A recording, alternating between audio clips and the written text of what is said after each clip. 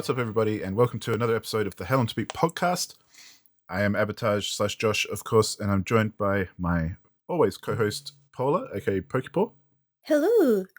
And today, I just have to apologize if I sound a bit snotty, because I'm a little bit under the weather, but hopefully we can get through it all right.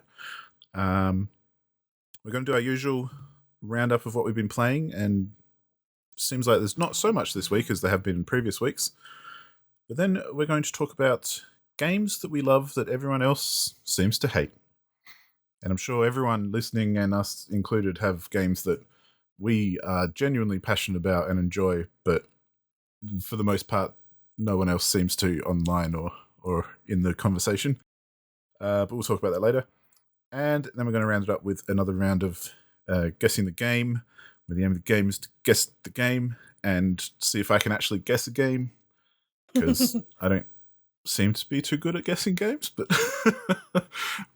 hopefully we can make up some points at the end, and that'll do us. So, to kick us off, well, I'm the only person who's beaten anything recently, if our notes are correct. Yep. So I'm going to start off by saying I purchased the Rusty Lake bundle in the last week, because it was on special for like all the Rusty Lake games, including the one that came out not so long ago, and the Cube Escape collection, which is the collection of the Cube Escape games, which were, I think, originally free on the creator's website, if I remember correctly. Yeah, now they're like in a pack of 9, I think. Yeah, they're all together, and they've got like achievements and things as well to go with it, and all that kind of stuff. And I haven't played any Rusty Lake games before, but I've always been interested in them. So I thought, when I saw it on special, I was like, I'm going to treat myself. And it's a pretty good deal. I think it was about $40 all up. But you literally get like 12 games or something in the bundle. So if you like those kind of games, then it's a pretty good deal. So I've completed a few of them. I haven't beaten all of the Cube Escape collection, but I have beaten the first 3. And I looked up what order to play all these things in. So I'm playing them in the order you're meant to, for it all to make sense, apparently. So I've beaten Cube Escape Seasons, The Lake, and Arles, or Arles, or however you pronounce it.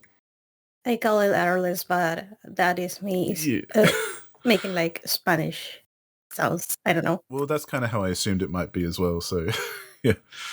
For anyone who hasn't played them, they're essentially, these games in particular, maybe not the other Rusty Lake games, because I'm not sure, I haven't played them, but the Cube Escape games are puzzle games where you're basically in a room, so in a cube, essentially, and everything you need to kind of solve the puzzle and perhaps escape the room or whatever, or basically complete the game, is in that room.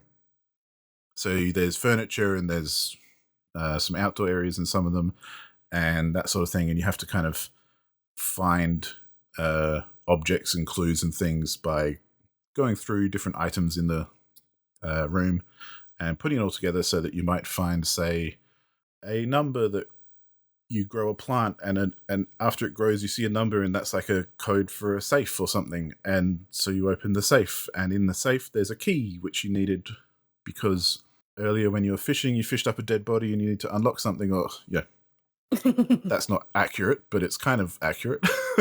That sounds about right. Yeah.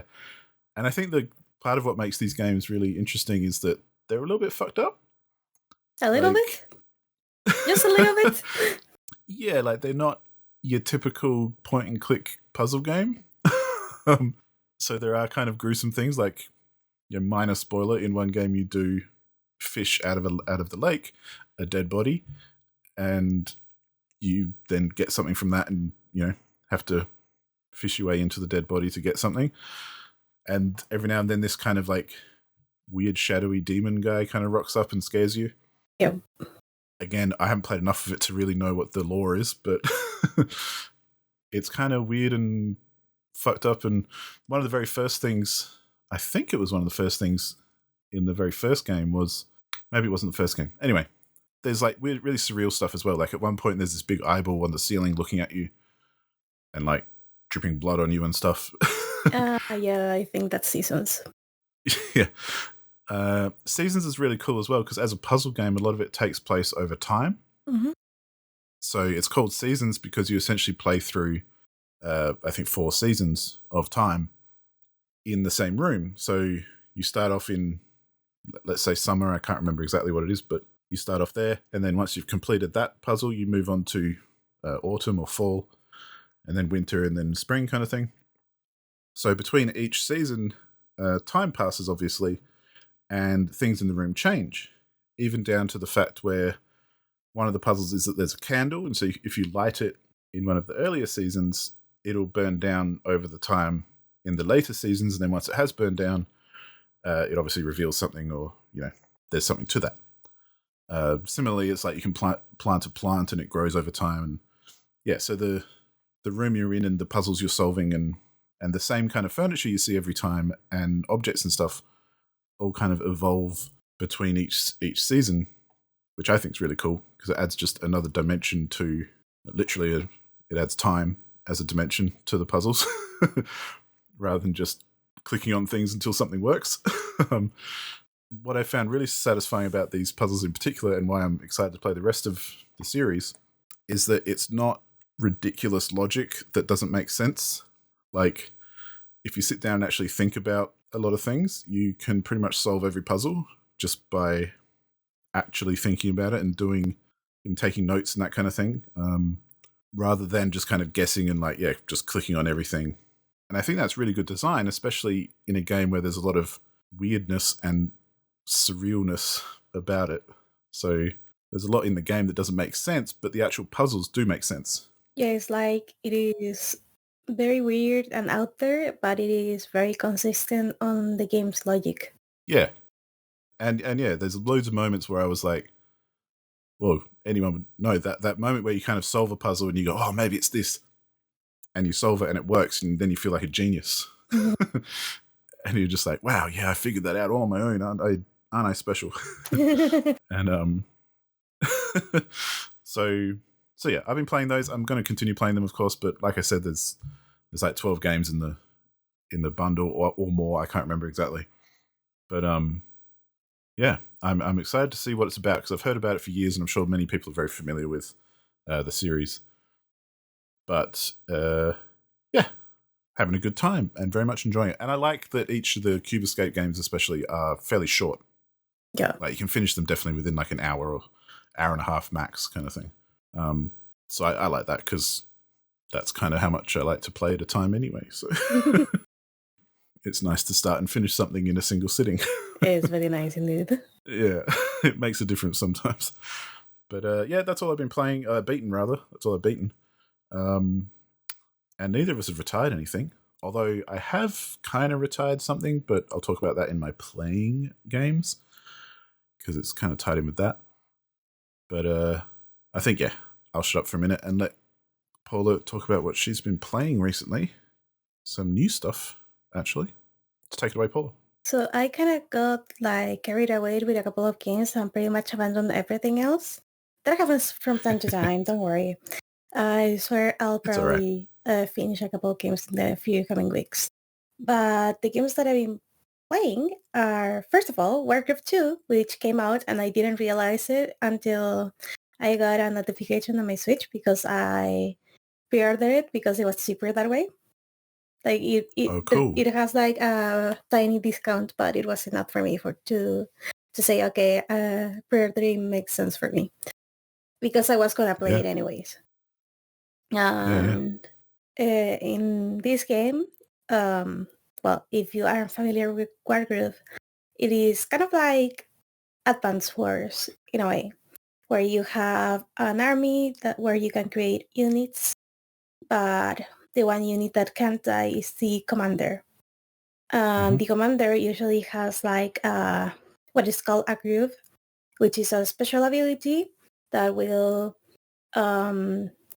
either enhance your army's capabilities, will heal them up, or they will be useful in an offensive manner.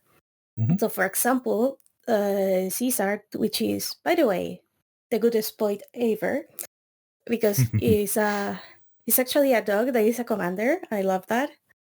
and he can inspire units. I don't remember if he healed them or if he allowed them to move twice a turn.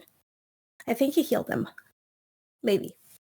And then you have one of the newer commanders in Wargroove 2, who kind of like takes the 4 units, like the one north of her, the one west, east, and south of her, and kind of like shift them around. So in that way, you can sometimes like throw units into water and just get rid of them that way. So it affects your own units, so I would be careful with that. I learned the hard way. Nice. So yeah, Wargroove 2 is kind of like a direct sequel to Wargroove. And in this game, you start out playing as the F.E.A.R, which are the mouse people that were showcased in the trailers for the game. The F.E.A.R are, they like knowledge, so they go on missions like looking for either ruins or any kind of information. So they like exploring for the sake of science, pretty much. And their commander kind of like gets short-sighted when it comes to looking for anything knowledge related. So the actual main character, at least for the prologue, is Lidra, another F.E.A.R, and she at the start you can't really use her until you get like a weapon for her. And the thing is that they arrived to this continent or country where the previous game took place, and you find some sort of structure and you get this weapon out of it. And the bandits that were on the island noticed this and tried to stop you, because it has to do with pretty much everything about what that happened in the first game. Right. So yeah, the overall gameplay loop is you get to the map, you want to seize as many kind of like forts or villages as you want, as you can, because they will give you like income for each turn. So that way you can then recruit more units and try to get the upper hand on the battle. You don't want the enemy to make use of the forts, because if they get more units, they will eventually get the upper hand in battle. So you have to be careful each time where you position your units, because terrain does have an effect on your defense stat. Like if you are on grass, you have like 1 point defense. If you are on the woods, I think you have 3 point defense. Cool. And the thing is that as your units lose HP, their attacks become less effective. So that's something you have to take account for. And finally, and this is one of my favorite things, is that critical hits don't depend on luck. They depend on a condition being met for a specific unit.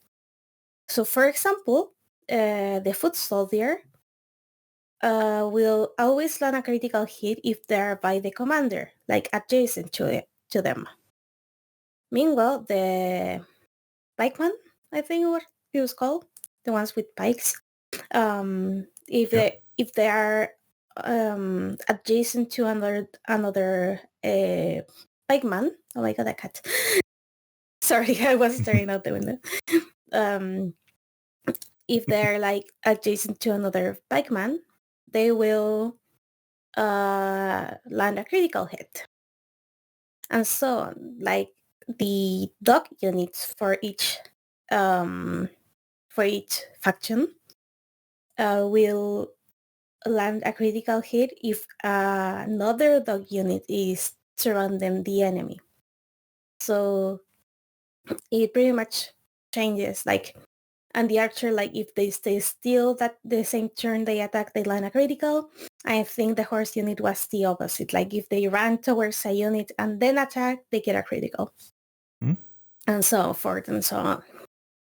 So you have to always keep in mind which units you're using and try to really position your units in a way that you only make the most out of your critical hits, because they're very important in combat, especially if you want to get a swift victory.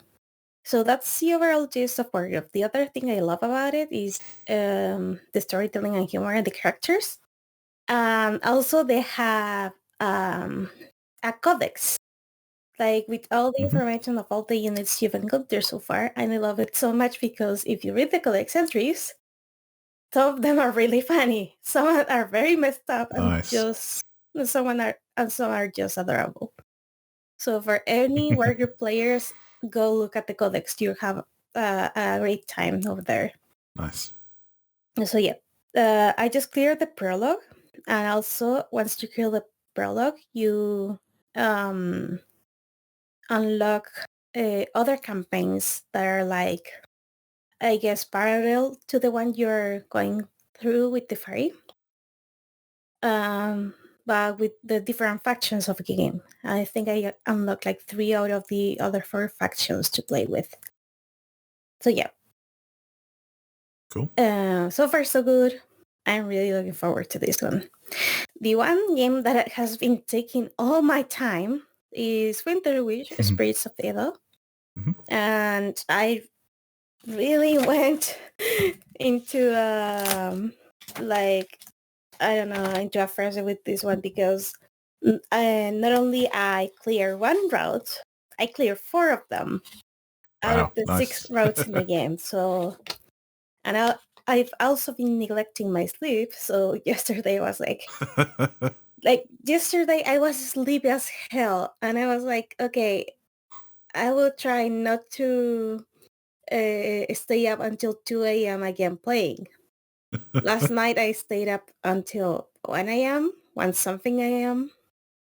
So yeah, that didn't That's a good thing though. That shows it must be good. The very least is very entertaining. Like I have my caveats with it, mainly because they kind of like they dirty like one of the characters in the sense of the route is not as good as the character. But I've been having a lot of fun so far. So as I said, like the protagonist sees the emotion of people. She gets like summoned by the Dragonet because that also allows her to see the appearance of monsters before it happens. And she across the story like has special abilities that are, I guess, developed with the story of the game. So the first route I played was Kunita Katojo, and that one is one of the guys working at Samurai Town. And I have to say, I said there were 3 common routes on this game: the Samurai Town route, the Castle Town route, and the Entertainment District route. And I have to say, the guys at Samurai Town are like so overprotective that Susuno doesn't really get to do a lot besides like being on a more of a support role rather than being the front lines.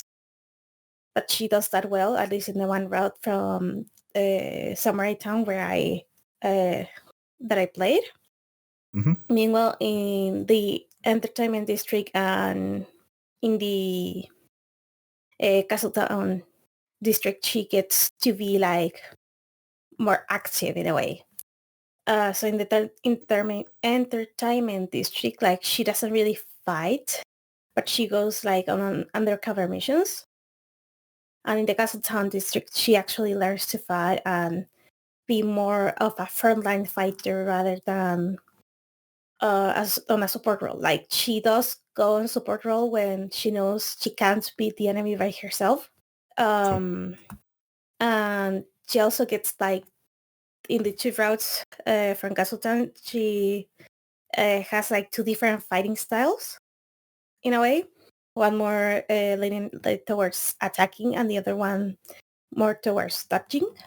So that made for a very interesting comparison between the two routes. And the other thing, the fact that there are 3 common routes and just like one common chapter among the 6 routes makes replays a lot less repetitive in a way. Cool. Which, as someone who has played tons and tons of visual novels and tons of Otome games, that is very, very welcome, because once you've played like the first route, you usually never experience the common route again, except for like the slight difference made by your actions during that time. So having almost a fresh start with like brand new information for at the very least 3 of the runs is absolutely refreshing, and I love that. Yeah, cool. So you remember that I had a theory on Kunitaka Studios route about... Yes. Yeah, I was right. Oh, cool. Like I was on point. Like, there was like a couple of things that I didn't account for because they hadn't like really been touched upon up until that point. But the overall gist of how the modus operandi of the enemy work, it was pretty much what I said. Nice. So in this route, you kind of like realize that there's mind control in a way, and that Blightfall can pretty much take control of humans to make them summon more Blightfall, like in a very like purposely, like and the thing is that they also have like almost like a remote control summoning device, because they use I forgot the name of it, and I don't think I wrote it down. But almost like a doll with the nails of a human, and that human can, and if that doll is like by the side of the item they're using to summon the Blightfall, they can like almost remote control it. They don't have to be like in the same place. So that was like the thing I didn't account for, and that pretty much make the road like a little bit more unpredictable in a way. Like it kept the intrigue, so that was interesting. Yeah, it's good you can't figure everything out. Yeah. Like that twist really like made everything like fit together. So I went through that route, ended up very happy. The one thing is that, okay, how do I say this? So yeah, like the overall plot was good, but there are details that were kind of like meh. Like okay, so you know how the oh my god, the vessels don't have a heart and don't have memories. If they recover either of them, they're like in danger in a way, because if they recover their memories, they could eventually recover their feelings, like the heart. But if they recover their heart first, they're like susceptible to Blightfall, because Blightfall feed on the negative emotions of people. And also they could take advantage, like in some routes, they do take advantage of vessels with a heart that they can possess. But in this route, like they use like the no memories, no heart, more or less to almost like stall the overall like relationship progression, if I like, between the love interest and the protagonist. So like the story, the overall mystery was nice, but anything else like surrounding the main characters kind of fell a little bit flat, especially since the one way they found, like the writers found, of progressing through like the more romantic aspects of the route is having the main character being like very, very clumsy and having like to be caught in various situations because she tripped on an ant or something. So I think even though I like the characters in the route, I think this is one of the weaker routes, like plot-wise and romance-wise, like both of them. Yeah. It was still like a very good first route because once you get that out of the way, the other, like, I saw a review where they the reviewer, I think was Chloe from Otome. She almost said like it seems like the writers have something against Kunitaka because of how they wrote the interactions between the main character and him in this route. Like almost like they were biased against him. But anyway, that's enough of me like ranting about the one character. I also finished Genji's Kuga's route, and he has like the public work of being a watchman for the Samaritan. So he does rounds and tries to avoid trouble, or like avoids people starting trouble pretty much. So in the kind of like common route of Castletown, there's a Blightfall that has been attacking people at night, especially women with long hair, and they've been like cutting their hair and leaving like emotional imprints on them. So they kind of like, not only they get scared because of the attack, they also get like almost sick because of the black threads the Blightfall leaves on them, at the point of one of the victims pretty much going into a coma. So once that is solved, which at the end of chapter 3, there's obviously a new troublemaker in town, which is a Ronin trying to take revenge on his family being killed. And so they and of course he was like possessed by Blightfall. In the first route, Kunitaka kind of like recovered his memories first and then his heart. On this route, he just recovers his heart, and I feel like the overall pacing of it is a lot more organic than in Kunitaka's route. And also like the action sequences were like really good. Like I really dig how they handle like the overall like high energy, very tense battle sequences in the route. Then I went through the third route, which is Joichi's. He's also from Castletown, but his cover job is being a servant at a brewery, and he's like the chief servant there. So everyone has to respond to him. Yep. And here we have a very interesting case of the Blightfall being able to talk, not the human ones, like the regular ones, and they never left anything behind when they get defeated. They just disappear, so they are regular Blightfall. So it's kind of like related to a certain novel that has been going around, and that particular case is like very interesting. I don't like it as much as the prior route. Like I felt like some parts felt a little bit forced, but I still had a lot of fun with it. And finally, and this might be actually like my favorite route for all the wrong reasons, but it's Kinji's routes. So Kinji works at the entertainment district as kabuki actor. So kabuki is kind of like a theater acting thing. Yep.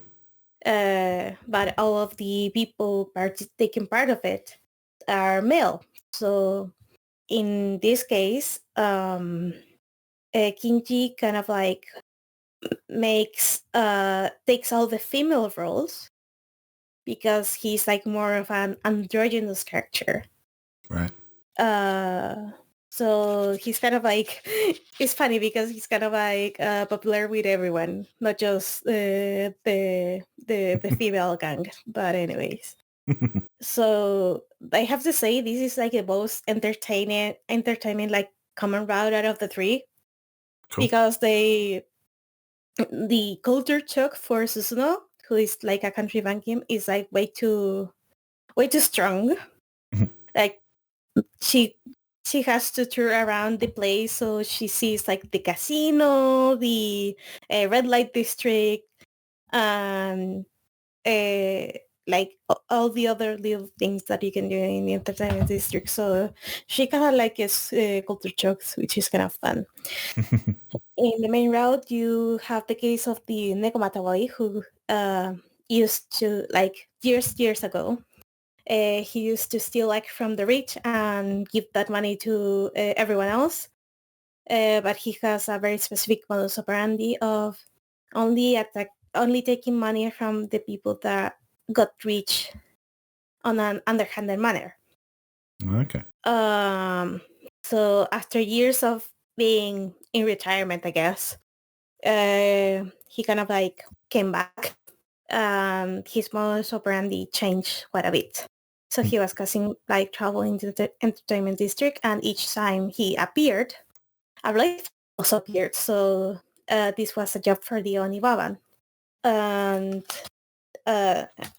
that's like the common route trouble that it's been going on.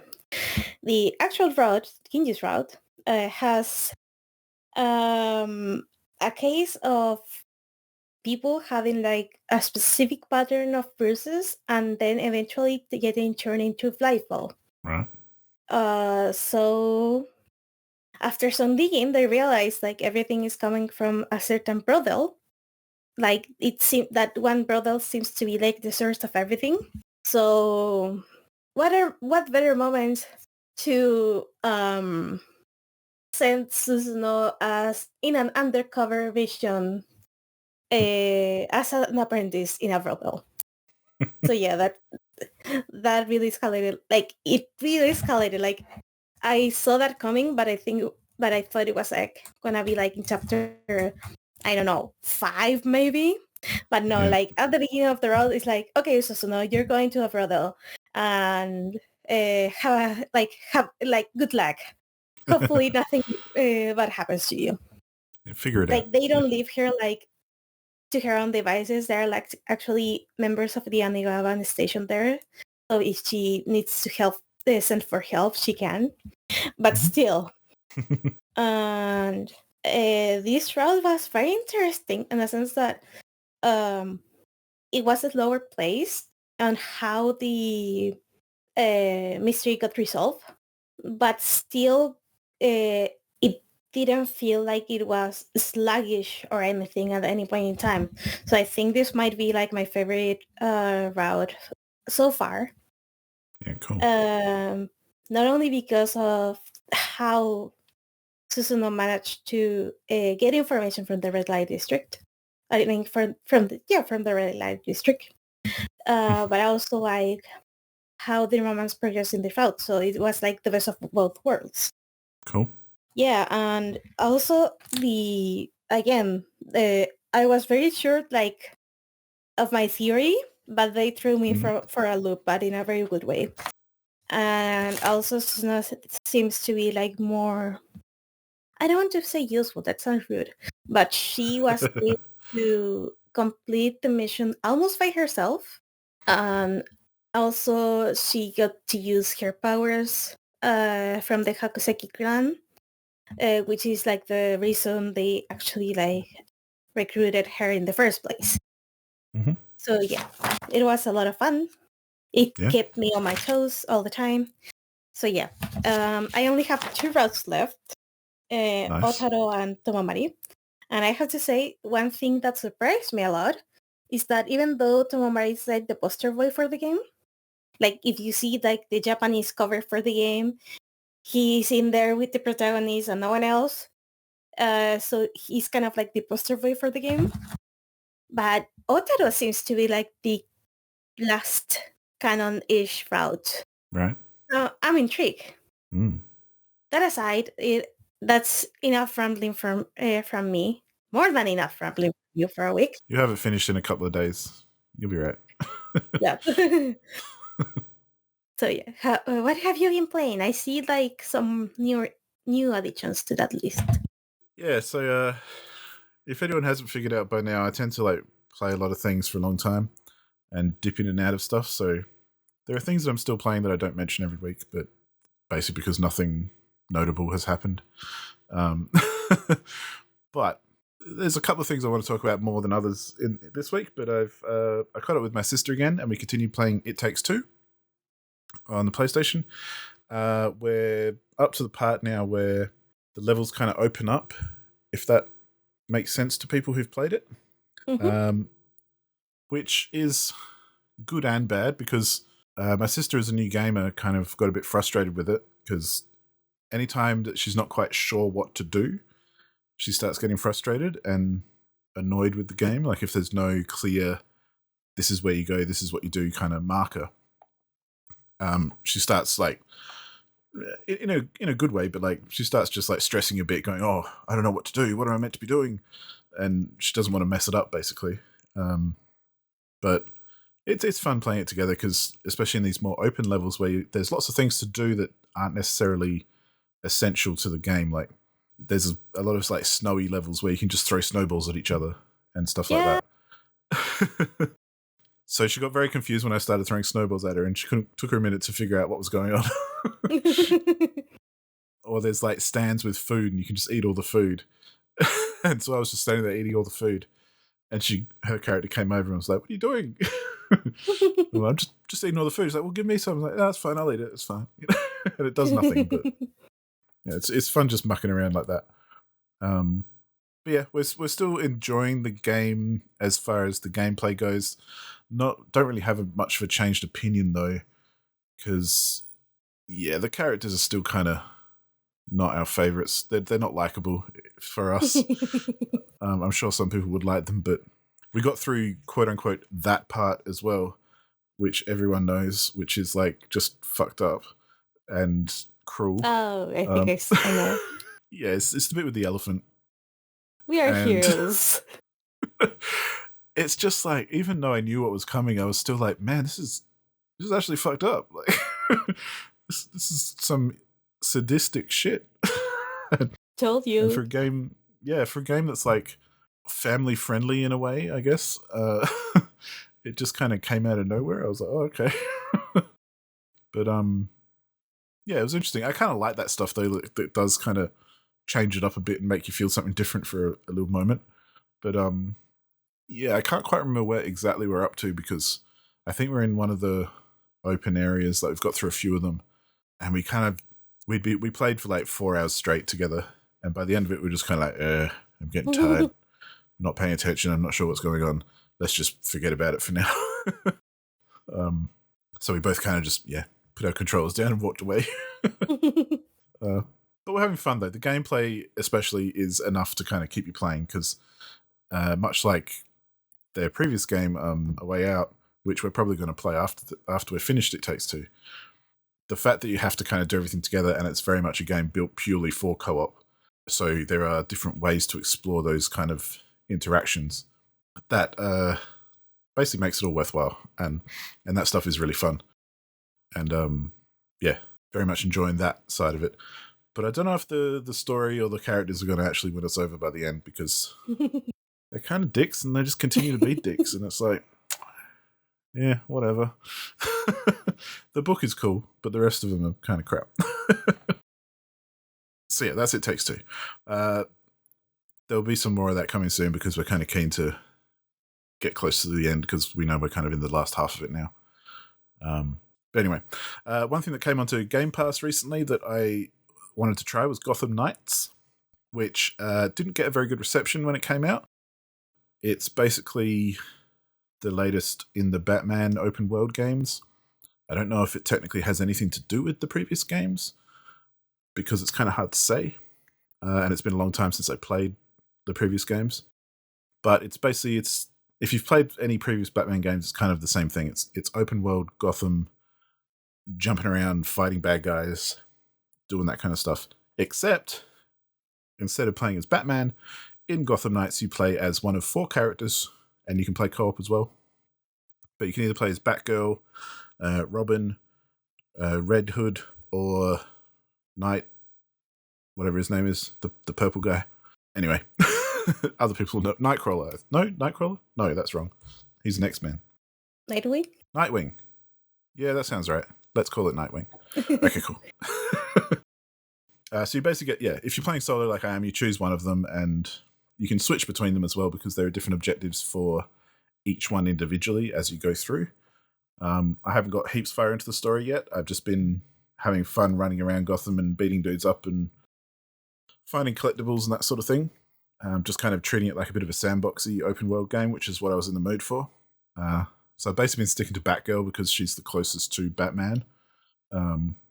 Maybe Robin, I guess, would be close as well, but I like her moveset and that kind of stuff, so I've been playing as her. The story hasn't really progressed heaps. It's basically, no spoilers because this is the very beginning of the game, but Batman has died, and part of your job is to investigate how and who killed him and all that kind of stuff. So that's kind of still where I'm at because I'm in the beginning of the game. But yeah, I'm looking forward to running around some more and doing some more open world Gotham exploration, because that's really all I want from this sort of game. I don't need it to be amazing. I just want a Batman sandbox, basically. I want to jump off buildings and glide around them, beat the snot out of dudes, and that's about it. So, yeah, I'm enjoying it.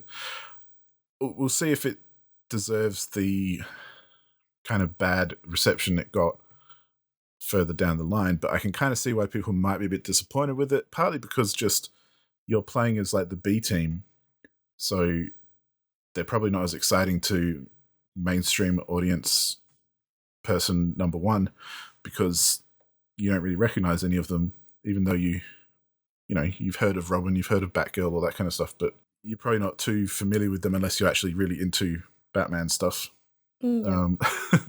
Especially when you get to like Red Hood or Nightwing. So yeah, there's a lot of talk there is a lot of references to their history as well. So like there's even at one point when I think you're talking to Robin or someone or Red Hood or one of them, and whoever you're talking to basically says, well, yeah, it's not like I'm the first one in their role. And unless you kind of are aware of the history, you might not have picked up on it. But yeah, a lot of these characters do have lots of different people playing that role in the canon, in the story. Like there's been a number of Robins, and there's been a number of Red Hoods and that sort of stuff. So, and even Batgirl gets referred to as Oracle a lot, which you may or may not have seen in previous games or in comics or that kind of thing. But so yeah, it kind of helps that I am into all that, so I am enjoying myself. Like there's a lot of cool stuff for Batgirl's story. Like, not to give anything away in case you don't know, but there's a bit where you go kind of talk about her dad and what happened there, which is kind of sad but cool that they included it. So yeah, we'll see what happens. I'm still at the early stage, but I'm enjoying Gotham Knights. It's more Batman game, basically. It just might lack a bit of kind of excitement, perhaps, because it seems like it's going to stick to very much like being a more sandboxy game rather than having a big epic story with, a big villain like Joker or something. So we shall see. I've also still been playing F.E.A.R, which is from the Game of the Month, as you may recall. Still good. I'm still enjoying it. I think I'm still enjoying it more than most people are in the Discord and on the forum. Aside from Matt, who is always the guy coming in saying, I really like this game. But I really like it too. And again, I think a large dollop of it is nostalgia, because I'm just having a great old time going, I remember what these games used to be like. But there's definitely lots of flaws in it that other people have complained about, and things like repetitive enemies, repetitive environments, not so much variety of things to do even. It's pretty much just run through each level killing stuff and rinse and repeat. You might get a new weapon every now and then, but that's about it. The horror stuff hasn't really gotten any worse or more involved for me so far. I haven't advanced heaps, like I'm only a few hours in, but I think I'm maybe 5 or 6 chapters in to the game. I'm not sure how many there are in total. But I mentioned on the Discord as well that one thing I noticed was I realized that my way of playing at least these old school kind of FPSs is just by running through really quickly and not really stopping. I kind of equate it to playing everything as if it's Quake. Even though F.E.A.R is a lot slower, you don't even have a run option. You just kind of are walking the whole time. But I even found myself like tapping jump, like as if I'm trying to bunny hop down the corridor to gain some speed. Because that's what you do in Quake, and you get really momentum's a big thing, and you know. But the upside to that is you end up playing very offensively rather than defensively, and I find that actually works a lot because a lot of rooms and enemy setups and stuff seem to be set up for you come into a room and then you get defensive, like you start taking cover and like seeing where dudes are and like picking them off and slowly and that kind of thing. Whereas I'm just running around like a madman to the point. I've spoken about how I like how the enemies have different tactics to other FPS games at the time. Mm-hmm. And they're actually starting to show, like they start working together and they start trying to flank you by going around a different direction, or they'll take cover or they'll communicate with each other. There's a really cool thing that they do where if they see your flashlight down a corridor before they actually see you, you can hear them yell out, "Oh, there's a flashlight over there!" Like, it's just a nice little detail. But there was this one guy who I was fighting a bunch of dudes, and I noticed him run off like into the back left corner, and I thought I'm going to go after him. So I ran after him, and I ended up just following him, ran around in circles for a couple of loops because he was trying to get behind me, but didn't realize I was behind him. So I chased him for a bit, and then obviously took him out. But stuff like that kind of it's fun. It's silly, but it's fun. But playing in that kind of way also kind of lowers the scare factor of all the horror elements. Yeah. There's a cool thing that they do where every now and then you'll come up a ladder or poke your head around a corner, and there'll be like a zombie head poking out from behind the next corner. Like there's a dude just down the other end of the corridor kind of looking at you. And I think that's really creepy. Yeah, definitely. Until you're actually moving fast enough that before it disappears, you reach it and you see that they've just kind of taken the character model and like floated it on the side so that it can poke out. And it looks really, really silly if you actually see that side of it rather than just seeing the head poking out. And so I tend to do that a lot, where I've even been moving through shooting dudes and stuff and past something that was meant to be like a jump scare, but I didn't even realize it was there till I got past it. And I'm like, oh, there's yeah, okay, cool. And just move on. So that's kind of good in my book because I hate those sorts of scares and they really do get me. So playing a bit silly and a bit fast and loose kind of makes it a lot more kind of fun and enjoyable than slow and scary kind of thing. Yeah. So yeah, I'm having fun with that. I'll finish it soon enough. I don't expect it to change much between now and the end. There are, like, the enemies are getting more difficult, or that they get more powerful and bigger and better and whatever, but you get bigger and better weapons as you go. I kind of figure that's how it's going to go till the end. From what everyone's saying in the Discord, the story doesn't really pay off as much, but we'll see. I'm still interested in who little ring girl is that keeps following you around, and what your role in it all seems to be, because you still seem to be kind of, I don't know, a little bit different to everyone else. So we shall see. But yeah, that's F.E.A.R. I'm digging it. Additionally, I'm also still digging Kena, Bridge of Spirits. Don't really have much to add, except I've been playing more of it. I put in a good few hours the other day, and they've done the thing where the previous boss is now an enemy, which is kind of annoying because the previous boss was a pain in the ass, and and now you have to fight him as an enemy. The reason I wanted to mention it more was because it's actually quite challenging, and it looks like a real kind of Pixar, nice, cute kids game. But some of the combat sequences and levels that you got to get through are pretty damn hard. And I've had sequences where I've just died over and over trying to beat a certain enemy or a certain scenario. Because like there's this one sequence at the moment where, well, I've gotten past it now, but I recently played, where you basically drop down into a kind of pit, and in the pit a lot of enemies spawn, and including one who used to be a boss but is now just an enemy, but is still as tough and the same as the boss. They're just a regular enemy instead.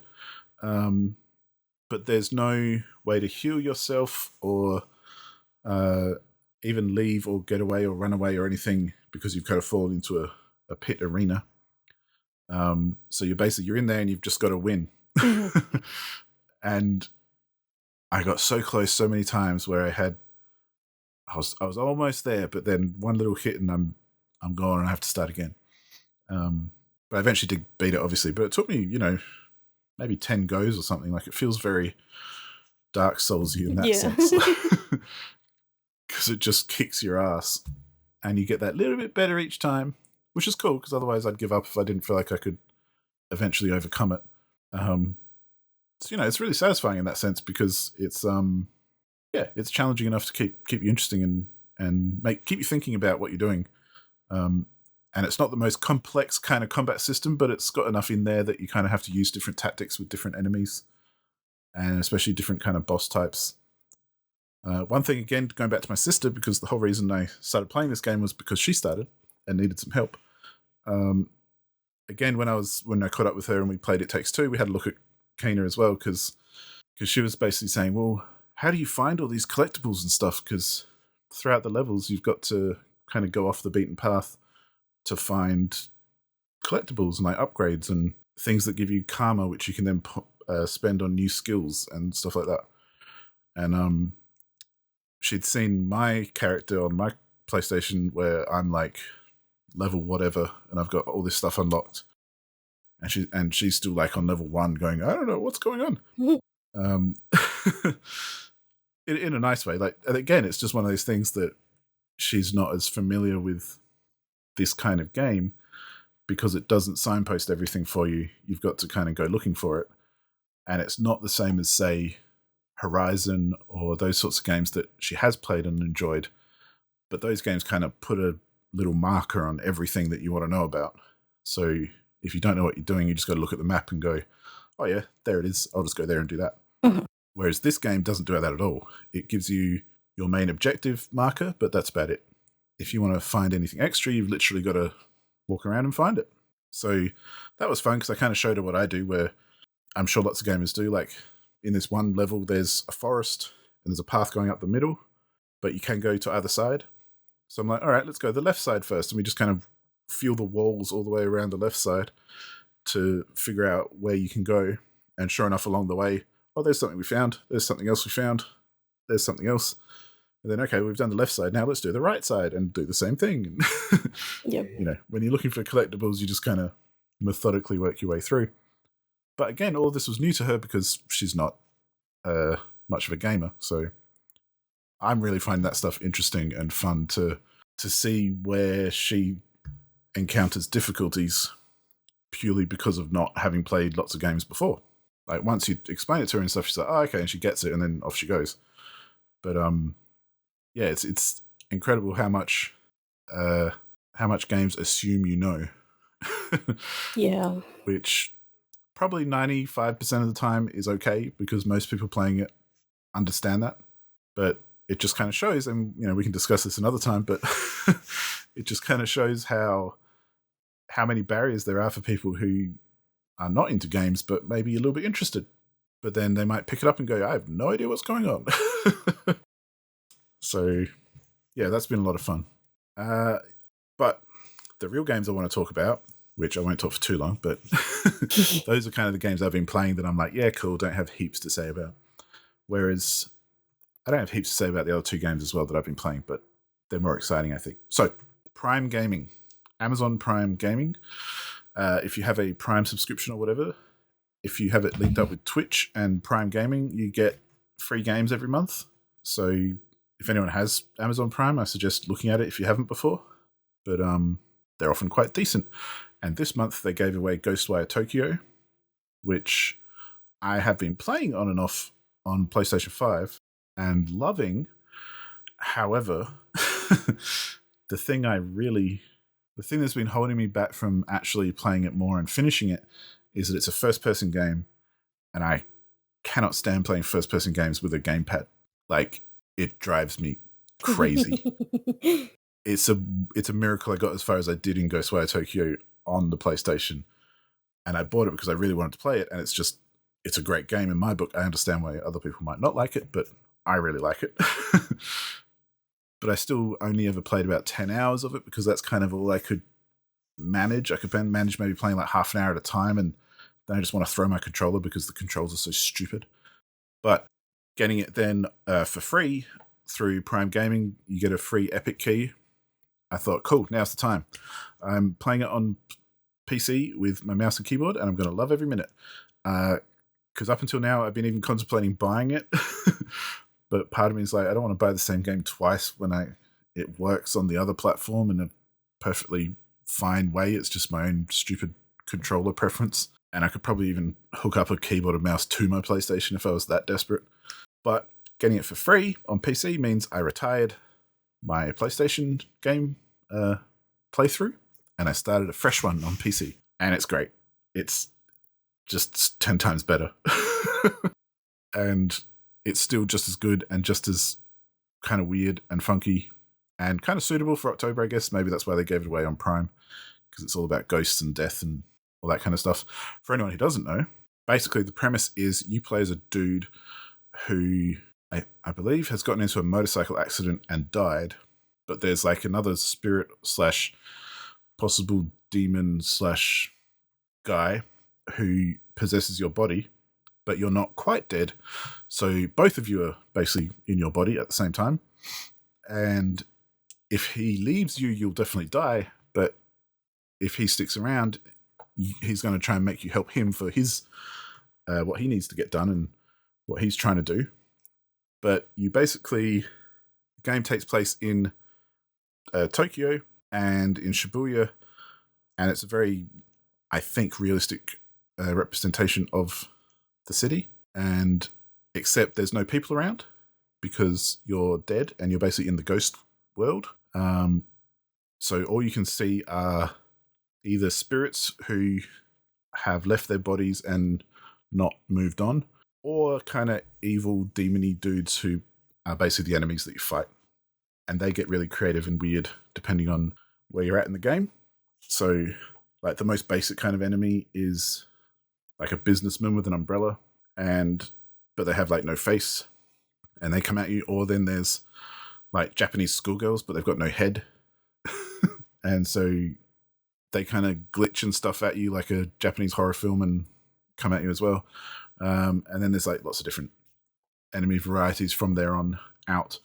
But essentially you're trying to figure out what's going on, where you are, what's happening.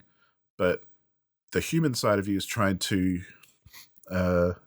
save your sister, who is in hospital, but apparently has become the focus of some big bad enemy demon guy who has kidnapped her for reasons that you may not know until later. But he's basically trying to capture souls and stuff, and you're trying to stop them. And part of your currency is to collect souls and then cash them in by like releasing them. And then you can spend that on upgrades and that kind of stuff. But it's a really cool game. I really enjoy it. The atmosphere is really kind of creepy, but nice at the same time. There's lots of cool elements. Like there are convenience stores all around, but instead of having a shopkeeper, they've got, I forget what the name is, but it's basically a cat spirit who's a cat with two tails. Nekomata. What was that again? Nekomata. Yeah. So they're just floating behind the cat counter and they're like, hey, let's trade. And you can buy food and stuff for health and all that kind of stuff from them. But then there's dogs everywhere. Well, not everywhere, but you run into dogs regularly. And you can obviously pat them, which is, essential. But if you give them some food, some dog food, they'll get really happy, and they might show you where there's treasure or something valuable. And there's other cats and stuff that you can find on the street that you can kind of pat, and they might tell you something as well about lore or something like that. But there's also tanukis that you can find, which are like raccoon spirits who transform themselves into everyday objects and stuff. And you identify them by looking for their tails. So you might see like a vending machine with a raccoon tail. And you go, aha, I found you. And when you find them, you spring them and they're like, oh, you found me. And you get, again, it's a collectible, so you get something for that. But then during the story, you're basically fighting off different enemies and stuff. And the combat's really fun because you've basically got magical combat the whole time. You do have a bow and arrow at some point, but again, that's kind of a magical bow and arrow. So, it's not like you've got big swords or anything. You're throwing things, like throwing energy at people and stuff. And part of the Ghostwire kind of title is that when you damage enemies enough, you can use what look like wires, but they're kind of like almost like strings and puppet strings to pull the core out of their body, and you get more resources if you kill them that way than if you just kill them, kind of thing. Can't remember the actual lore reason about the wires, but I'm sure we'll get to that later on. But yeah, for now, I really enjoy it. Again, on PC, I'm still replaying the parts that I've played before, but playing with mouse and keyboard is infinitely better than playing with a controller. And the last game that I've been playing is a brand new one, which is on Game Pass, so very much go look at it if you are a Game Pass person. It's probably like the hottest thing that's released in the last few weeks. It's a game called Cocoon. This is by the same dude, or same lead designer who did Limbo and Inside. Oh, yeah. Which in my mind is a very good resume. Because I thought Inside was close to being like a perfect game, basically, in my book. And Cocoon is so far right up there. It's much more of a straight up kind of puzzle game than the previous ones.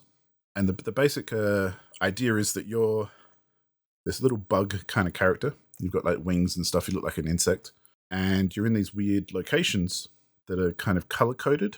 So, and you find these orbs, which are also color-coded. So like the first one you find is like an orange orb. And you carry it around, and you can place it on mechanisms to make machinery go. But then you need to kind of traverse whatever obstacle and get your orb back at the same time. And those sorts of puzzles where you got to kind of figure out the mechanisms and manipulate it in such a way that you can progress. And it just keeps getting more and more and more complex, because the other thing is that each of these orbs is kind of like a world in their own, or on their own. So you can actually, if you find the right socket to kind of put the orb into, you can then jump into the orb itself, and you're in a whole different world with a different map, different style, everything. So now think about that, but then add multiple orbs. So I'm far enough along that I've got 3 different colors. I've got an orange orb, a green orb, and a purple orb. So if you think about the combinations that you can have, where maybe you carry the green orb and you take it into the orange orb, but then you leave it there and you jump out of the green orb and you grab the purple orb and you pick up the green orb that has the orange orb in it and you jump into the purple orb, and suddenly you're inside the purple orb with a green orb which has an orange orb inside it. And you use that to kind of progress a bit, but then you need to get the orange orb, so you go back into the green orb, you jump out of that with the orange orb, and then you maybe place them both where they are, jump out of the purple orb, and now you're running around with a purple orb that has a green orb and an orange orb inside the purple orb. And I'm saying it that way because it is that confusing. So, but it's really cool because it's that kind of mind-bending thinking of parallel dimensions basically on top of each other. And each orb kind of gives you a different ability, such as the orange orb, if you're holding it, it reveals invisible paths that are near you. So if you want to get across an invisible bridge, you need to be holding the orange orb so that when you walk up to the bridge, it reveals itself and you can walk across it. Similarly, if you've got the green one, that basically changes certain pillars or structures from being solid into like a cloudy kind of incorporeal element. And the benefit of that is basically, let's pretend you've got a big column of stone and you want to get up the top. You can use your green orb to like turn it into basically mist, walk inside it, and then turn it back and you get shot up to the top. Mhm. So there's a lot of puzzles that involve manipulating those sorts of mechanics as well. The purple one is one that I got recently. Basically, the gimmick of the purple one is that there are all these kind of like mushrooms around the purple level, and every one of them, if you pick it up, turns into the purple orb. So there's a lot of kind of placing the orb in a socket to kind of get a machine going. You traverse ahead, but then you find a mushroom to kind of grab it, and it becomes that purple orb. So then you move ahead some more, and all that kind of thing. So it's really creative, and it's really, I don't know if I'd say challenging, but it really gets your mind thinking in different ways. It's pretty easy enough to figure out. Like, it's fairly straightforward because you definitely come up against barriers that you know how to solve. So you might come up to a bit where to progress, you have to go across this invisible bridge. So okay, I've got to be holding the orange orb to get across that bridge. So the puzzle's more about how do I get that orb in my hands where I am, because maybe I'm currently inside the green orb holding the purple, but the orange is outside the green orb. So I've got to somehow get out of the green orb to get the orange, but I still want to keep the purple, but then I want to get back into the green so that I can cross this bridge kind of thing. So it's very cool. I think something in my brain broke trying to understand. Yeah, I mean, I'd say don't try and keep up. It's one of those things you just got to play it and go with it, because it makes much more sense when you can see what's going on. Okay. But it's really cool, and it just like the other games. Like, the sound design is amazing, the animation is fantastic, the graphics are fantastic. Even like each world has a boss fight as well, and again, they're pretty straightforward boss fights. But I failed them maybe once or twice before beating them, so that's fair enough. And when you fail, though, you don't quote unquote die. You get kicked out of the world that you're in. So let's say you're in the purple world and you're fighting the purple boss and you fail. The animation and you like get launched out of that sphere into wherever that sphere is sitting, and then you basically just have to go back in to start the boss fight again. But it's just a cool little element that feels really good, because it's like he's going, "Nah, get out of here," and like just launches you into a parallel dimension. So Cocoon is definitely worth checking out if any of that sounded intriguing. Or especially if you liked Limbo or Inside, I'd say you're going to get the same kind of, even though it's very different, you'll scratch the same kind of itch from this game. And it's the same quality without a doubt, if not more so, because it's way more detailed and there's much more going on than in the previous games. Not that that's anything wrong with the previous games, because like I say, they were pretty much perfect anyway. So, but yeah, it's everything I wanted it to be and more. So yeah, I'm looking forward to finding out more about that and eventually finishing it, which I'll probably do soon, because I feel it calling me again. But yeah, that's pretty much all I've been playing. There's a few other things, like I say, but nothing's really worth mentioning. I've talked about them before. I'll talk about them again when something cool happens. Other than that, one thing we discussed talking about, as far as topics go and stuff, we were thinking about talking about games that we enjoy, because we don't normally get to talk about them, because unless we're playing something or we've just finished it, we don't really, we don't talk about other games. But one of the things we'd like to talk about, obviously, are the games that we really love.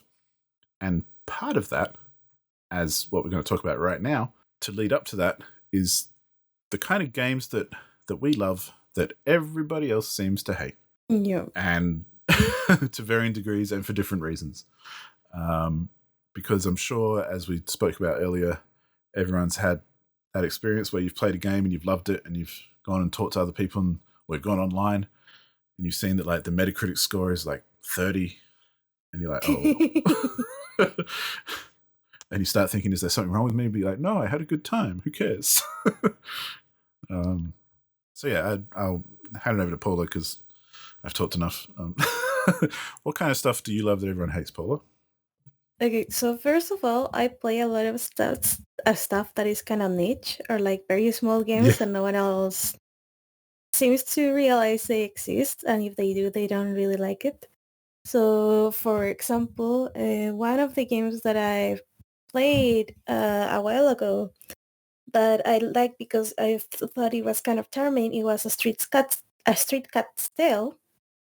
Okay. Where you play as, well, a street cat has recently like lost its mother, and you have to learn to survive by yourself. Mm-hmm. And in that regard, you start like meeting other cats and other animals in general. And I remember liking it. I do remember specifically that I didn't get like many of the endings because you can get like many endings depending on which cats you befriend. Yeah. But I did remember thinking, hey, this was a nice little game. I don't think I play more because I got my feel. So now I got to How Long to Beat, and the game has like 5.2 out of 10 rating. And most people like think it is a 4 out of 10. And yeah, like people don't seem to really like it. Like there's a couple, like one comment that says that they like the game mainly because they love cats, so they felt sympathy towards the main character. But other than that, they like nothing else. Another game that is more in the realm of people don't realize this exists, and if they do, it's more of a mixed opinion. Yeah. Is Hakuoki Warriors of the Shinsengumi. So Hakuoki has been like a very popular, like long-standing Otome game franchise, in a way, where most people, especially in the West, will be familiar. People that like Otome, that's the thing. Will be familiar with the PS Vita releases of Hakuoki that are, and it also got released on PC now that I think about it, that are Kyoto Wings and Idle Blossoms. And they're kind of like a two-part of the same story. And the original game that was called Hakuoki, the one of the Fleeting Blossom, I think. Mm-hmm. That was on PS3, I think. PS2, I don't remember. I wasn't in Totoma at the time, so I don't know. The thing is that they got a Warrior spin-off out of all things for the PSP.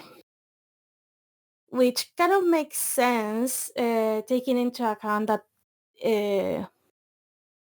a lot of the scenes in the original game kind of felt like there were like few people battling it out with many enemies. Mm-hmm. So I guess that makes sense. And they made a Warrior spin-off like in a parallel universe. So the character design are a little bit different, and the story obviously is not the same as the original. And the controls aren't precisely good. Yeah. Like I played other Warriors games, and in this case, like they feel very weighty, Mm.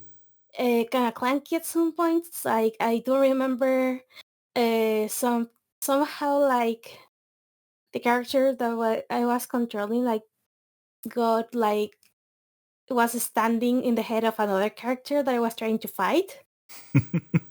So that was weird. But overall, I still like the game for what it was, and I still think like a new attempt at this would be very interesting. Like a spin-off in general from Otome games would be very interesting because, like Hakuoki, as I said, like you are kind of like playing through the, I forgot the name of the war, but when the Satsu and the Sho, like the Satsu alliance became a thing, and the shogunate, like the shogun was kind of like on hot water because things. Right. And so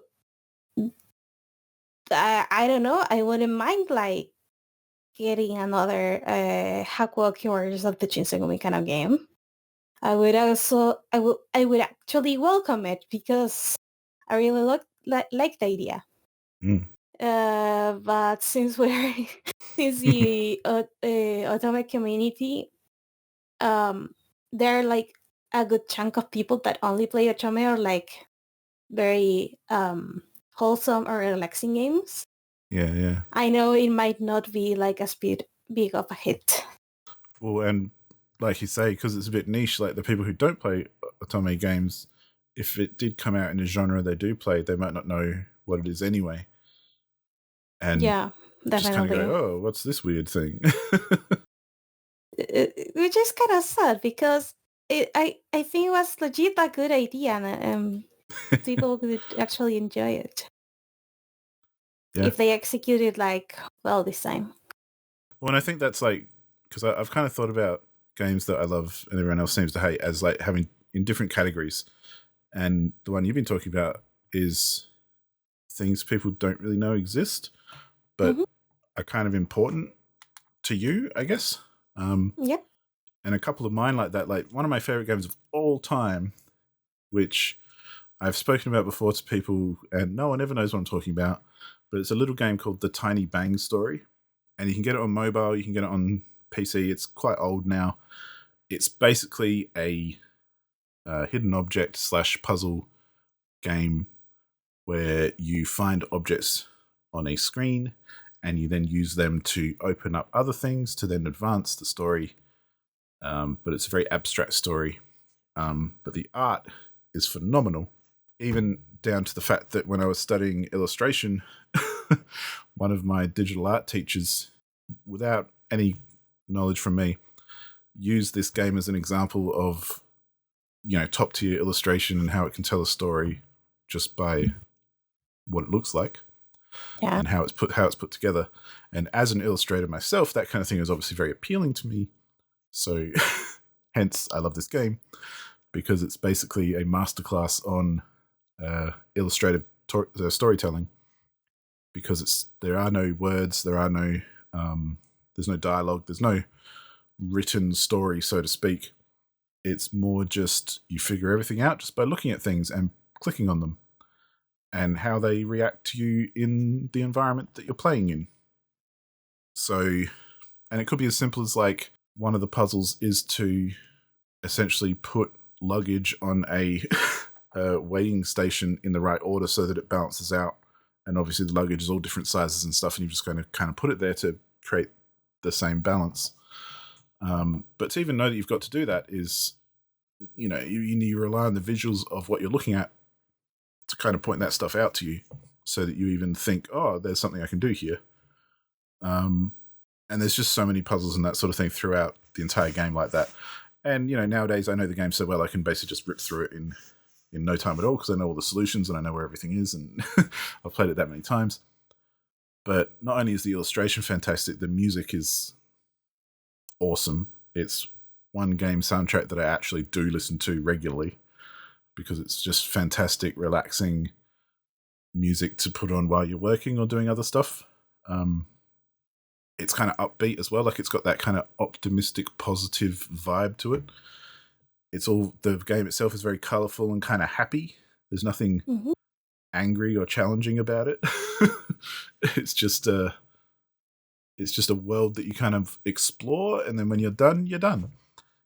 And yeah, I wish more people knew about this game, because people who do play it often do appreciate it and go, yeah, that was a really good little puzzle game.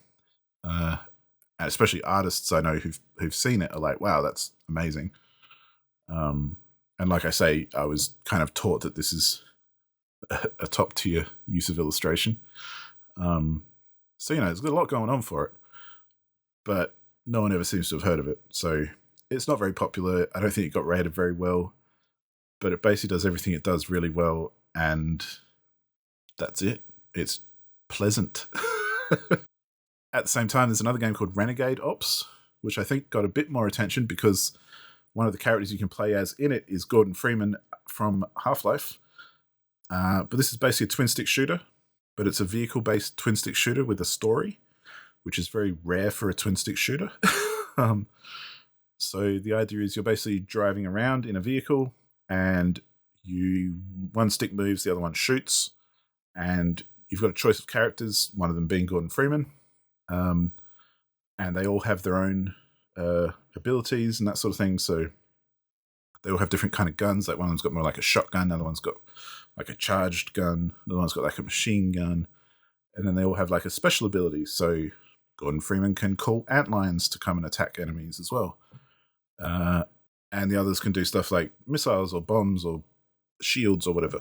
It's another game you can play in co-op, like 4 players can play all on the same screen. It's all great. But it's the only... I love twin-stick shooters, for starters, but it's probably the twin-stick shooter with the most story and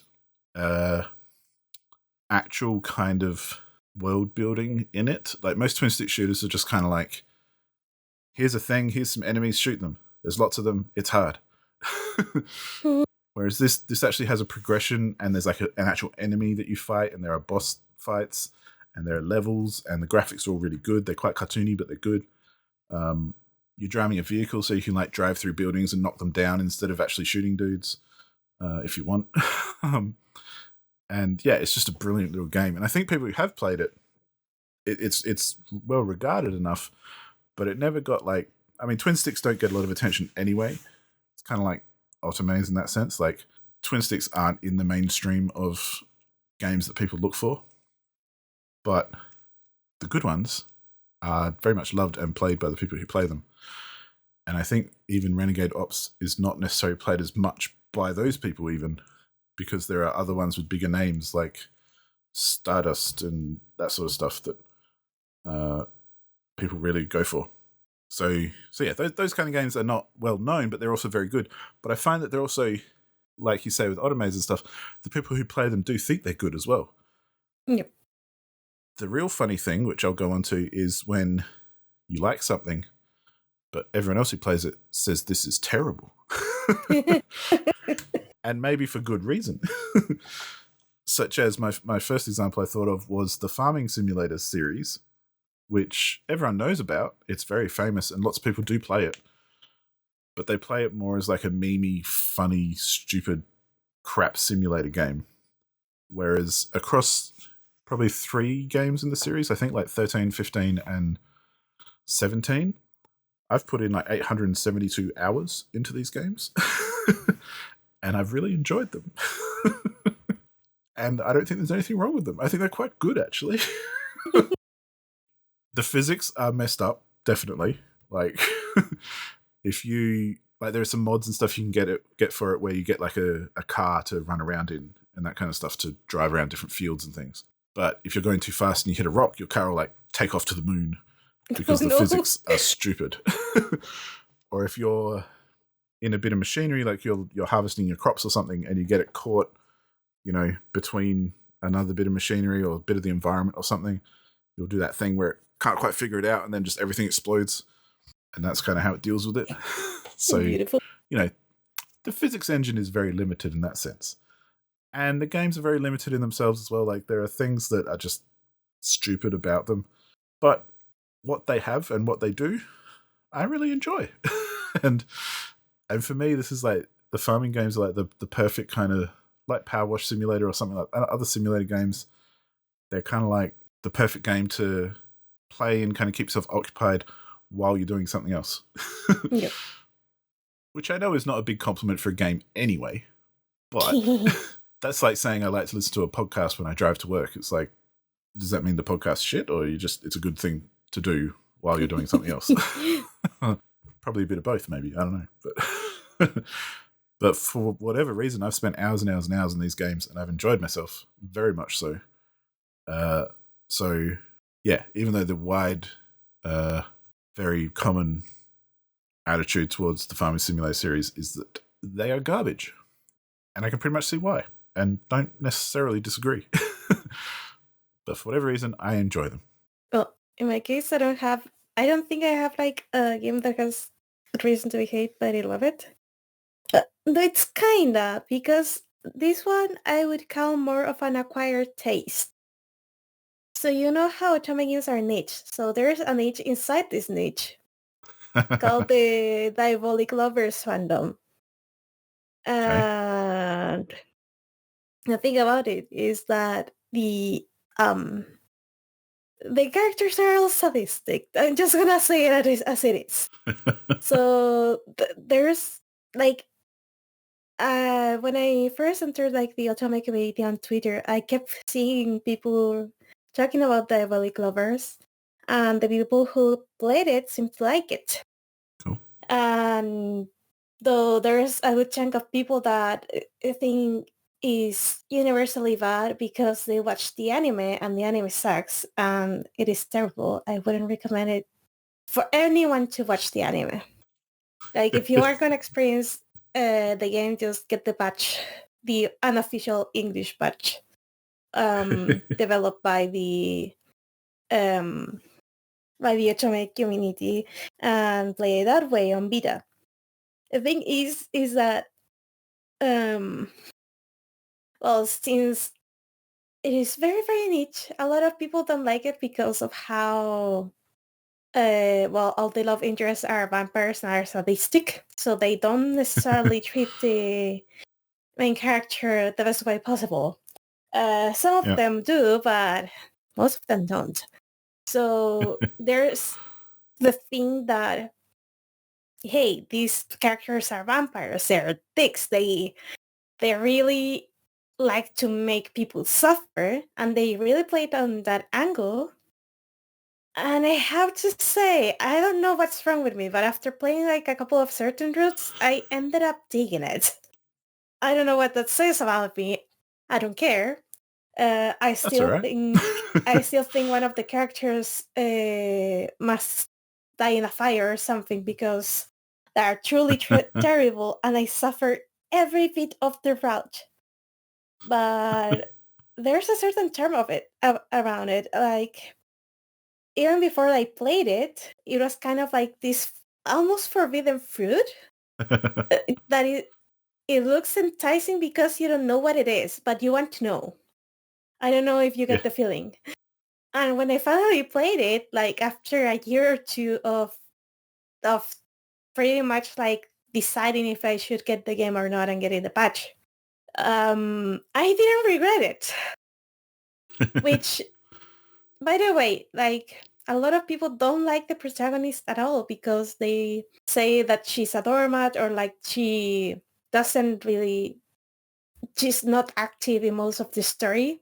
But I have to say, dude, if she wasn't the way she was, she would be dead on like in the prologue because the only way she survived is because of her wits. That's something I respect. I always think it's interesting as well, unlikable characters. Like, I think I'm always surprised that they put people off more than I expect. Mm-hmm. Because, like, obviously I don't like unlikable characters, but sometimes that's half the fun. Yeah. Like, sometimes villains are the most interesting characters, even though you don't like them, but they can be really, really interesting if they're written well and if they're good characters. Right? Yeah. Definitely. Or like I mentioned with It Takes Two, like I don't like the main characters, just flat out. But I still enjoy the game, and I'm still interested to see where they're going to go, and maybe if I like them anymore by the end.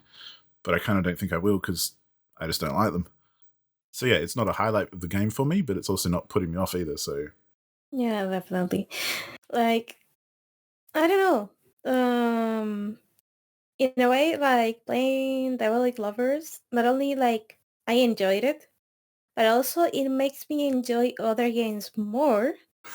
Like even like the love interests that are like walking red flags, they kind of like in comparison with Canada, that is the character that I said they should go die in the fire.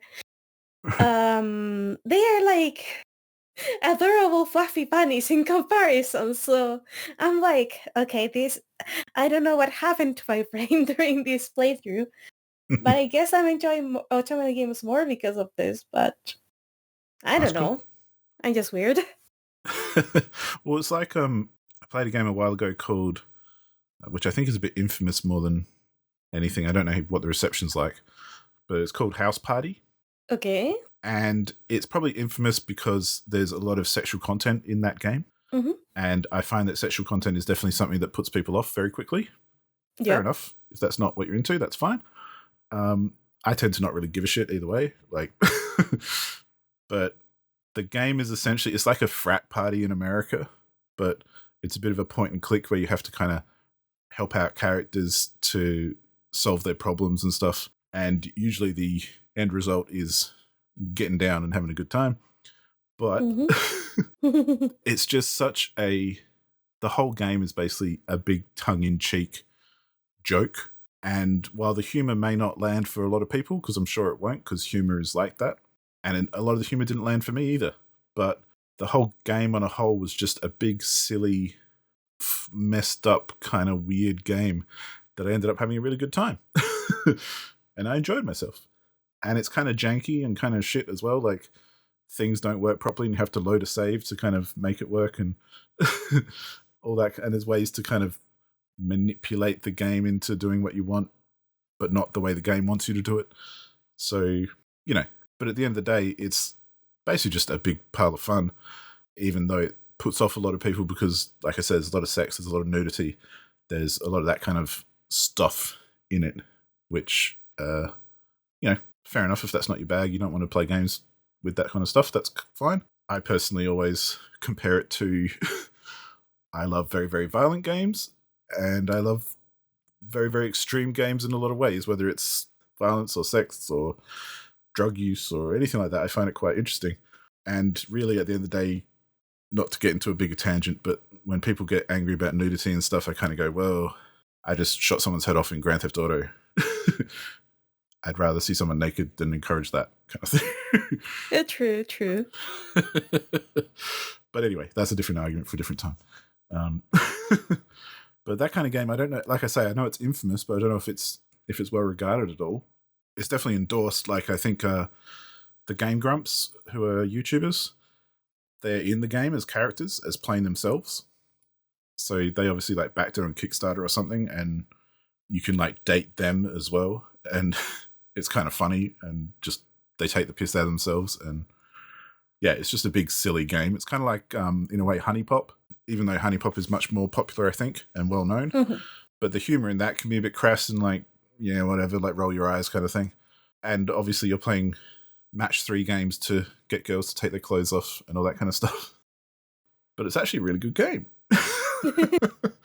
And it's a lot of fun. Like, even if you ignore all the nudity and whatever, it's a fun match 3 game, like, no matter what you do.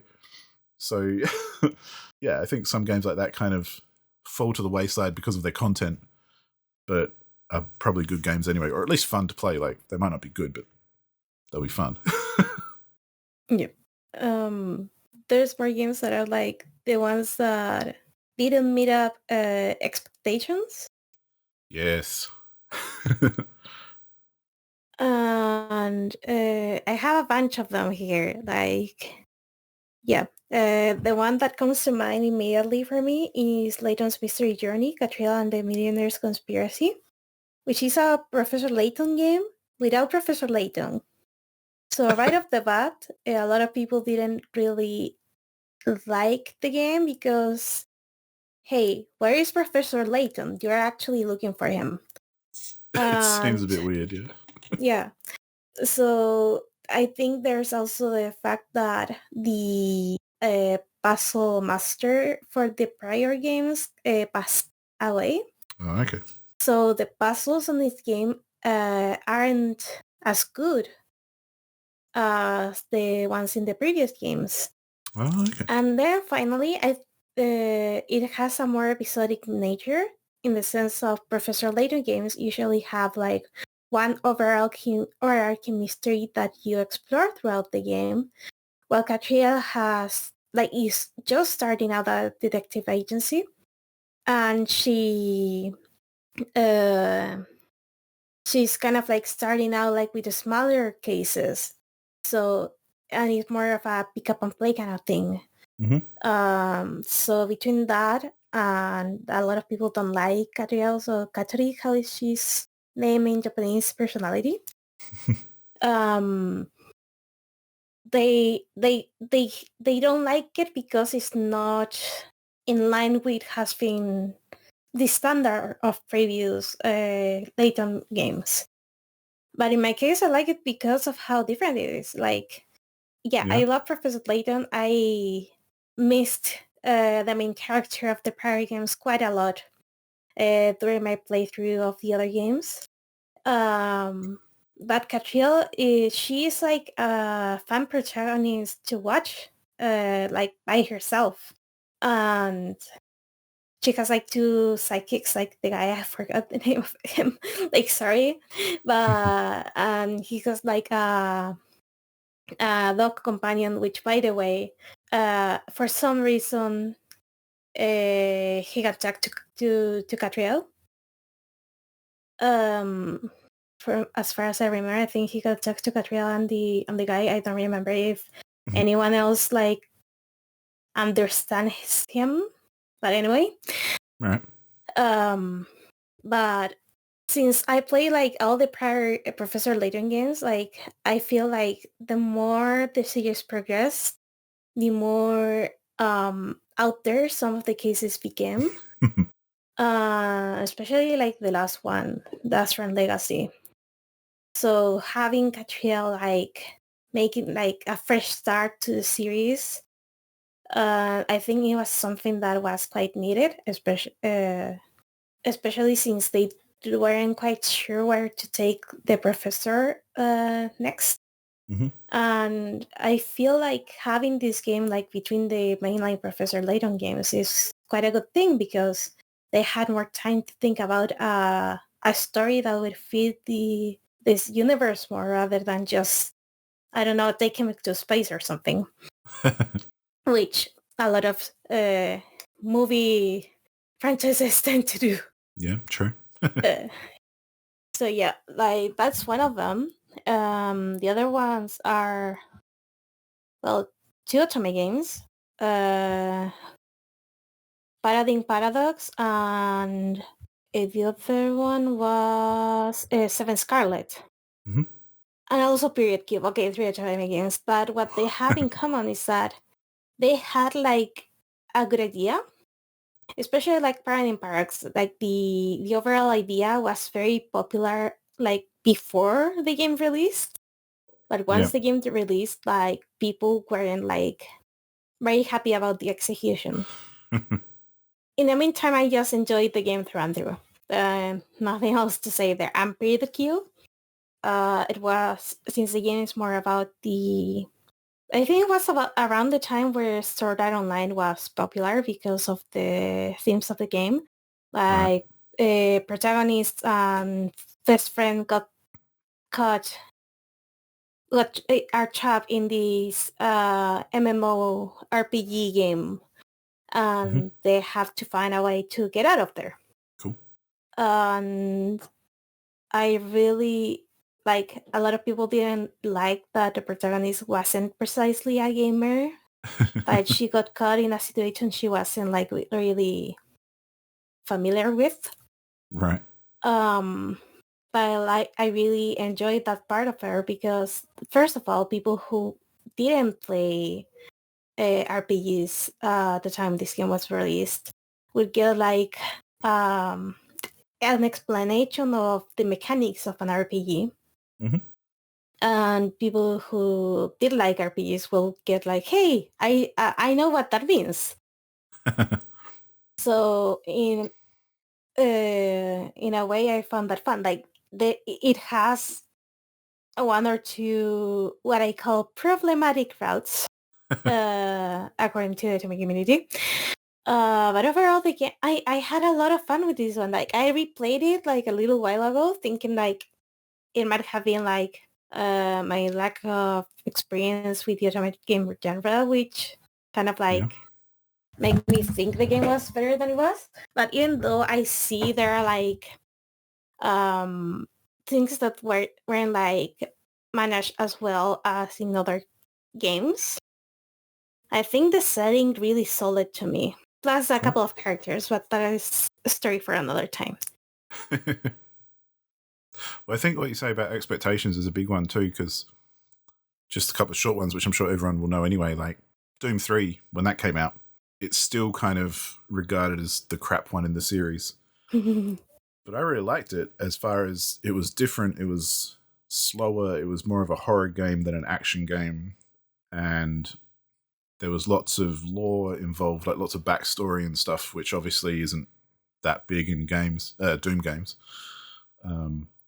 So yeah, Doom 3 kind of has never been the popular one. I even liked the mechanic of you only get to hold a gun or your flashlight at the same time. You only get one or the other, because there's some really dark areas in that game. So it creates these really tense environments where you can either see or you can hold a weapon. And you know that there's going to be some enemy there, but until you see them, you're not going to know what's going on. So you're constantly switching between the two, like, and it kind of heightens the tension. But then, of course, they patched that out with the BFG edition and made it so that you can have your torch on the whole time because everybody complained. And I actually liked it. I thought it was a purposeful mechanic to make it more scary. So, but some of the obvious ones that I liked that obviously, I mean, no one needs explanations of why these games were hated, but No Man's Sky is a good one because we all know why that game's hated, and I agree 100%. I don't disagree with anyone. It's like Cyberpunk. I don't disagree at all with all the shit that they've gotten because of that game. Like, yes, it's valid. Yes, the No Man's Sky developers lied to everybody about what they were doing. And so everyone had great expectations, and then they delivered something which was just nowhere near what they were promising. So on one hand, it's fair enough that everyone's expectations were different to mine. Not so much mine, but more I didn't have any expectations.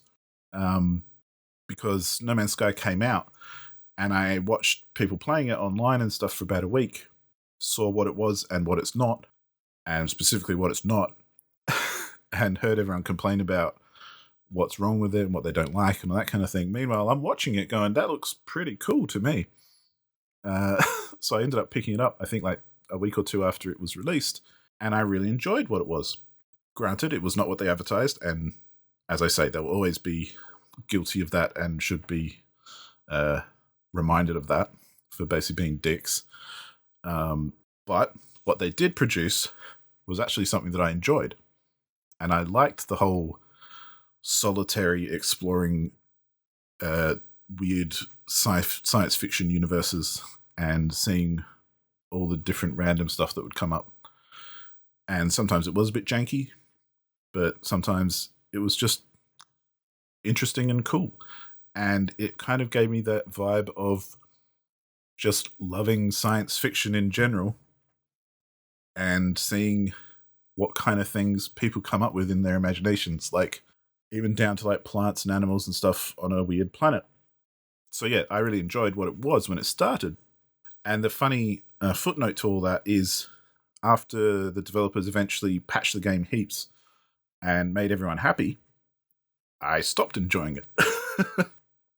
So they eventually kind of introduced things like multiplayer and base building, and you can have your own big spaceship where you can park all your other spaceships.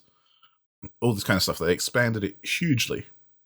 And good on them for actually doing it and doing it for free. I don't like applauding them for that because it's kind of like they went from being absolute jerks to doing the bare minimum.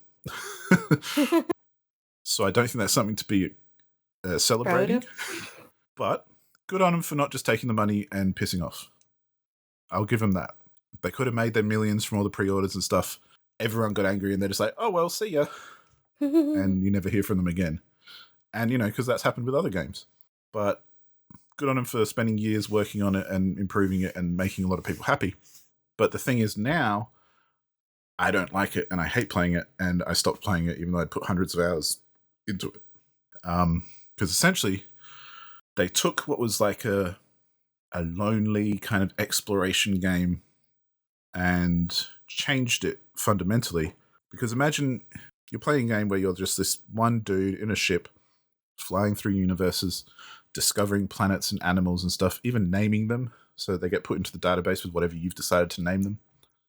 And then you fly off to the next planet and you explore that and you find different things. And then you fly off to and you off you go throughout the galaxy, leaving a trail of kind of where you've been and the places you've seen and the things you've discovered. Then they bring in a base building aspect where it's like you land on a planet and now you can build a base here. And it's like, that's cool. But once I've discovered and explored it, I'm moving on. I'm leaving. I don't need a base here.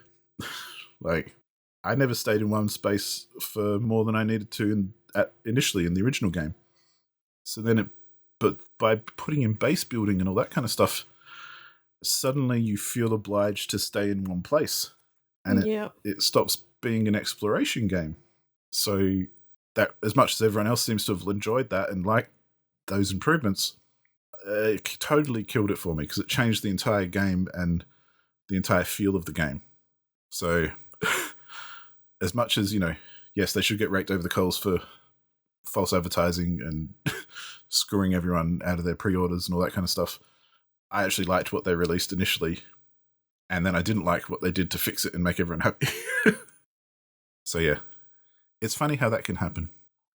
Similarly, just as expectations go, like one of my favorite games of all time is Kane and Lynch Dead Men, who everyone's probably heard me mention at some point, perhaps. I don't know. I tend to bring it up a lot. I don't think that game necessarily has anything wrong with it, other than it's very short. And I remember when it came out, the main reason it and its sequel got criticized was because it was full, like, AAA game. I think it was like $60 in the US, that kind of thing. And each game is about 4 hours long. So it did like an Order 1886 or whatever it is and presented itself as this big AAA game and this cool game that you're going to buy and play forever. But everyone beat in like 3 or 4 hours. So everyone hates it as a result.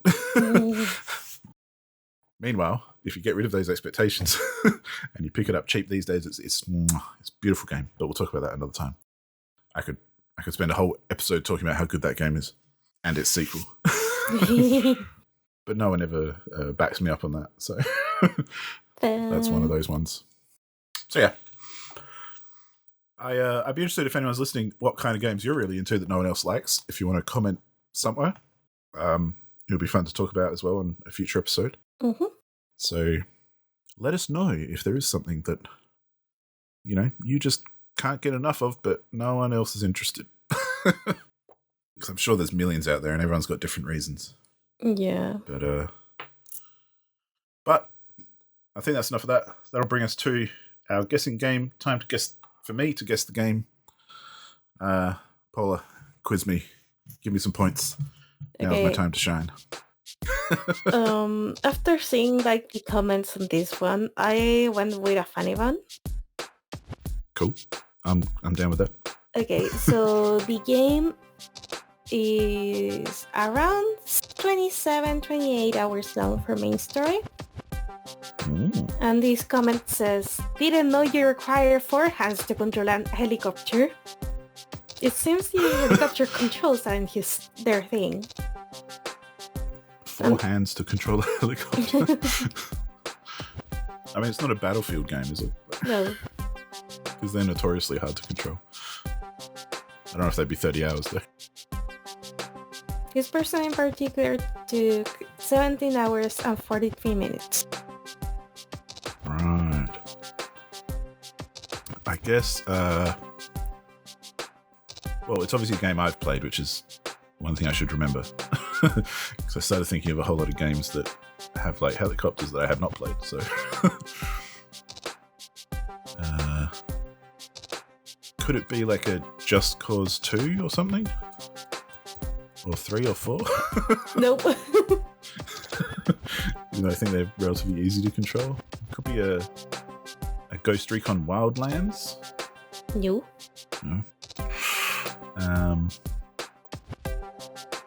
What other kind of stuff has helicopters? That requires... Yeah. Obviously doesn't have easy controls.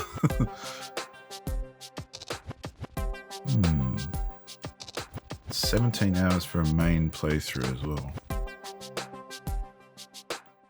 It's not one of the, like... No, they're all planes. I was thinking like a Hawks game, like a Tom Clancy's Hawks. But I don't think there's helicopters even in that, so... helicopter. I don't think it's coming to me. Paula looks very amused right now. Just thought I'd point that out.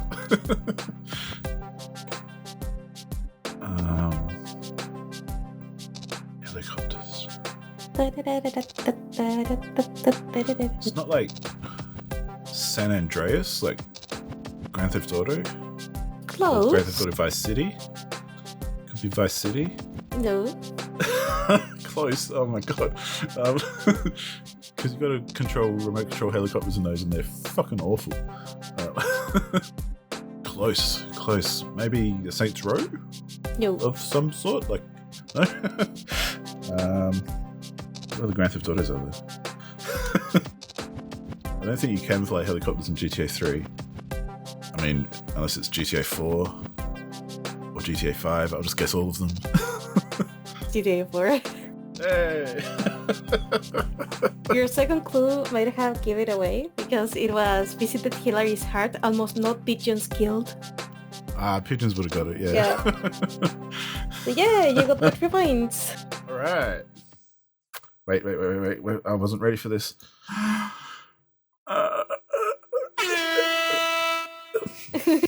There we go. That's all I wanted. Okay, I updated the score. The score right now is I'm attached with 6 and I have 8 points. So Still behind, but not too far. yeah. I don't even remember flying helicopters in GTA 4. I know you probably can, like, obviously, but yeah. Oh well, they've probably improved it since then. But it's interesting as well that the average time is like 27, 28 hours. Because there's an achievement for, I remember, beating that game in under 30 hours. So I wonder if a lot of people have gone for that. Mm-hmm. Maybe. So yeah, just a little tidbit there, because it was one of those games that I actually went for the platinum for. And so I remember that needing to finish it in under 30 hours. Kind of achievement is that? Finally, I'm not so dumb. Even though it was kind of like guessing all the GTAs. But yeah, cool. Nice. Oh, the competition stays relevant.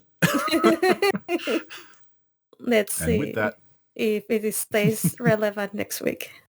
Yep. Well, you know, that might be my big win of the year or something. And it's all downhill from here. Oh my god. But yeah, that should take us to at the end. Thanks everyone for listening as always. And yeah, we'll catch you on the next one. Bye bye.